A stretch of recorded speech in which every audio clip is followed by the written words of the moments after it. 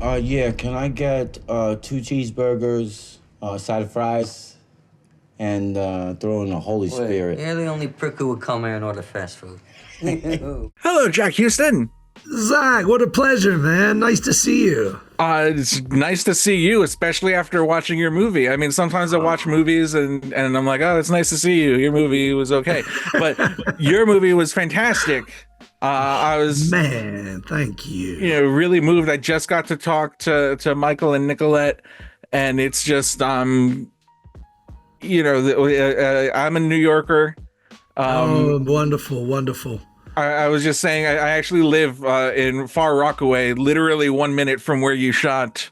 Oh my God, we're Boardwalk outside, but Empire. I know exactly. Yeah, totally, of course. No, very well. We spent many years there. I moved in literally like the last day. I have 1 day of pictures that I took. Oh, you're everything. kidding of us there? Oh, amazing, man. That's awesome. But tell me a little bit. Well, okay. First, since we've talked about that, was there ever a moment where you were going to star in this in addition to writing and directing, or were you like, oh, I owe Michael Pitt a favor, or he owes me a favor, let's get him in here?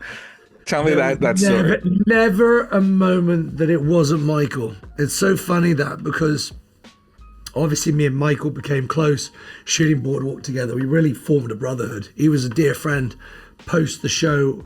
We've always stayed in contact. And I always had these memories of him punching a sandbag in between takes and then disappearing off to the boxing gym. And I don't know whether or not the seed was planted from that, but when I did conceive the story, I couldn't imagine anybody but Michael playing Irish Mike. I mean, hence the name. But it's a character that asks a lot of an actor. Because, it's somebody on this redemptive journey, somebody who's done something quite terrible, which I say that was the worst thing you could ever do in life. And you have to find an actor who conveys such humanity, such pathos, such vulnerability on this rather hard exterior. There is a heart of gold, and that's always Michael to me. I didn't want my first directorial sort of, my debut to have me in it. I can barely watch myself when I'm not doing any of the other stuff. I only saw Michael in the part. I heard him, speak every line in my head as I was writing it. It was him through and through. I mean, honestly, sometimes I get anxiety watching my own interviews back. I can't imagine being a director seeing your own dailies. Oh,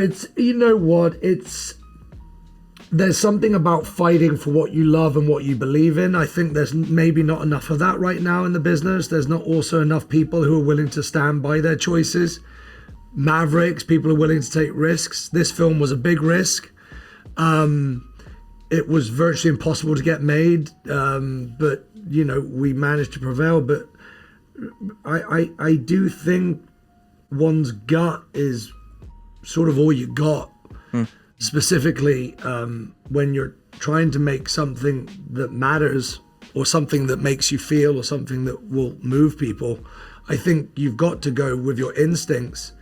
I learned that as an actor, and I think it served me very well as a director because the casting process is 90% of making the movie. If you don't have the right actor for the part, you're going to be paying attention to all the wrong things. Whereas when you do find the perfect actors, I should say, because it's actors across the board in this, you've just taken off a huge burden, because it's my job as a director to sort of guide the story, show my vision, but I love the idea that I'm giving this role to you and now you own it. I want you to take it. I want you to run with it. I don't want to get in your way. I don't want to ever say no. I want to let you exist within that. I'm only here as a guide. So I was very lucky with the cast I got, because everybody was very specific and chosen with their voice in mind. Some quite literally, with Nicolette and Joe Pesci, both their, singing voices as much as their wonderful acting talents. it's I always say music is another character in this film. It's sort of his journey. He's never without earphones. He's never without the score or a needle drop, and they were all written into it. So it's very important that. I mean, that's incredible. I want to talk about the music because, like, I mean, Magnetic Fields, Rodriguez, and Joe Pesci, of course. It's like so many people who I know don't even know about him singing in the '60s, and it's like these incredible albums. And getting to hear him sing hear one of those recordings in the movie, in such a pivotal moment is heart-wrenching, and a song I've known since I was a kid, but hearing it in this context is I'm getting emotional thinking about it now. Oh man, so true. It does. It gets you. Music's so important. I write to music. I think film's very musical. Also, like acting, it's like you can tell when it's a wrong note. You can tell when you're in harmony. You feel the flow. You feel the moves of it.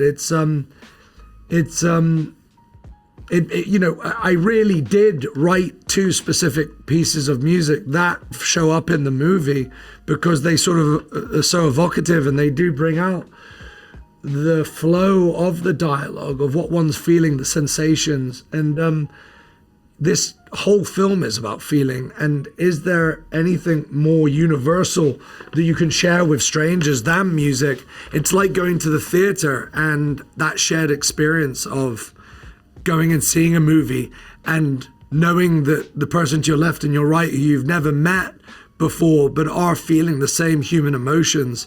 It's like hearing a song or a great drum beat or whatever that is. It's like when it works, you feel it, and you sort of collectively feel it. I'd like to say that I've always said this, but I really just came to me hearing you talk about this just now, that like black and white is like vinyl in a visual medium.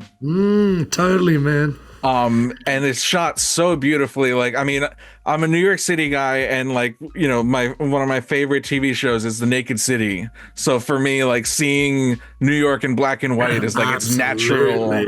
Yeah. Tell me a bit about shooting in black and white, and was making that stylistic choice. Well, it's so funny when you do sort of come up with a film, especially something that you've written, and you sort of like your first film. I say you've got your whole life to imagine your first film, and then probably a very short amount of time for your second, third, whatever it is, if you're going to go down that. So, but I couldn't imagine it any other way than black and white. I think as much as the sort of what you just said, the vinyl, the sort of timeless aspect of this film and when it takes place. I know it's 1989, but we didn't want to get into any of the tropes of modern technology.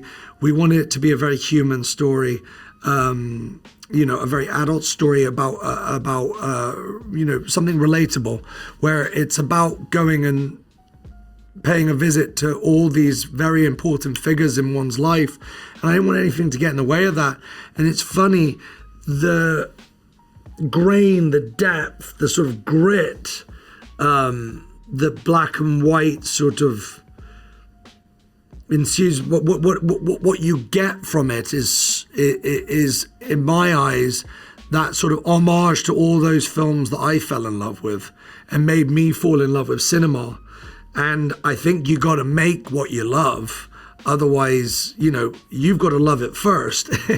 And it's what it's what I was drawn to. It's what I look at the movie, and I'm so unbelievably proud of the way it looks, and of what our wonderful DP Peter Simonite, him coming on board, and just us developing this rather unique look, especially in today's world. You don't see films like this anymore, and I think that's a tragedy, because it is the source of all inspiration for me, and I would hope this could be a bit of a source of inspiration for some other filmmakers, you know? I mean, it's definitely inspired me. I'm a huge fan, right?